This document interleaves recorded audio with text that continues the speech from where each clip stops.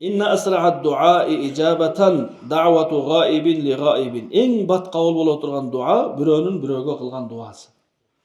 Biz konup kalganбыз da, ya Allah maga özüme ya Allah maga ele ber, özüme ele ber, maga ele ber dep duada dagы biz ушундайбыз да, özümчүлбүz.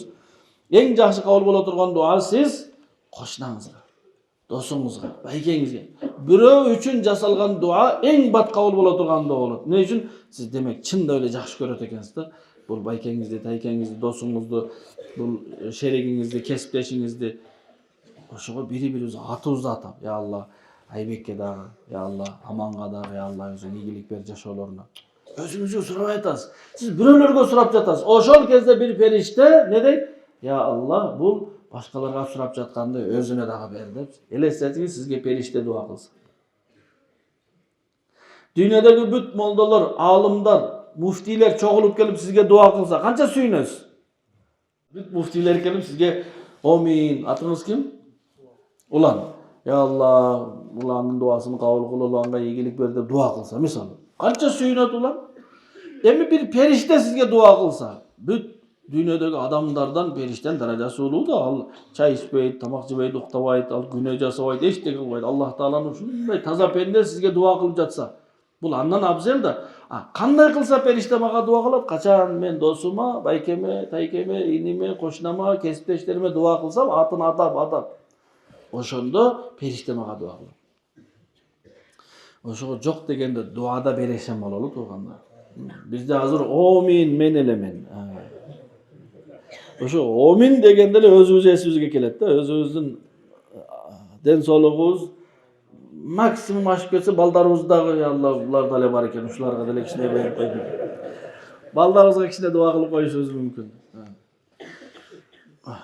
Жакындарыбызга аттарын атап көп дуа кылган эмне деди? Инна асрa'ad du'ai ijabatan. Кабыл болууга эң бат кабыл боло турган дуа бирөөнүн артынан дуа. Айты шарт эмес, мен сен артынан дуа кылдым түндө деп. Айты шарт эмес.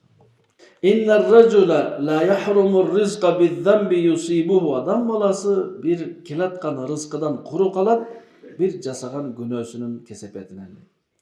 Аллах Таала бир кенен рызкы бере аткан болот. Бирок бир күнөө жасап коет, ошол рызкы кенен болбой калат да, кыйын болуп калат. Ошондуктан жакшынын берекети, жамандын кесепети дегенде күнөөлөрдүн кесепеттери бар өзүчү. Көбүнчө ошол тил менен жасалган күнөөлөрдүн кесепети. Тил менен адам не күнөө жасашы мүмкүн? Эң чоң күнөө тил менен бирөөдүн жүрөгүн оорутуу. Элестетиңиз, бир адам мечиттин дуалын бузса, канча күнөө болот? Алла кетир. Мечиттин мехрапты бузсачы биякта. Кыскасы мечитти кулатып салса, канча күнөө болот бир адам? Атайын эле. Күнөө болот да, Аллахтын үйүн бузду. Бир адам Каабаны бузсачы, Меккедеги таваф кылабыз го биз Каабаны.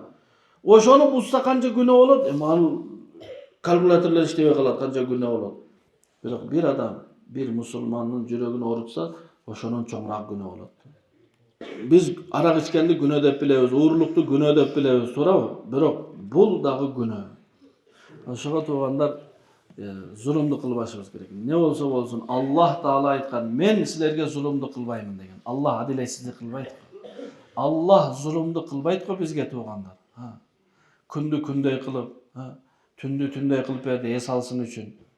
Аллах Таала жазды күндү узун кылып берди, иштесин. Кышында түндү узун кылып берди, эс алсын.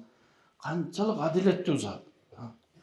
Аллах Таала биз кичине кезде апаларыбызды ушунчалык мээримдүү кылып берди, уктабай бизди карай турган кылып берди.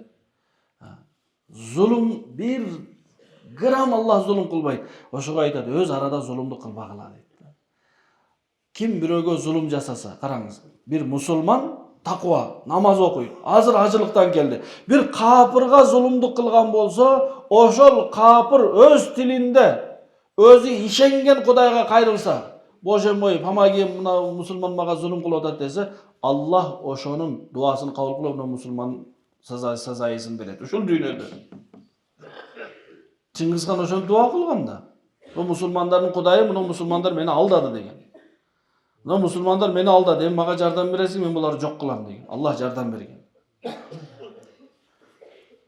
Ошондуктан жабыркаган адамдын дуасы түз кабыл болот, капыр болсо дагы.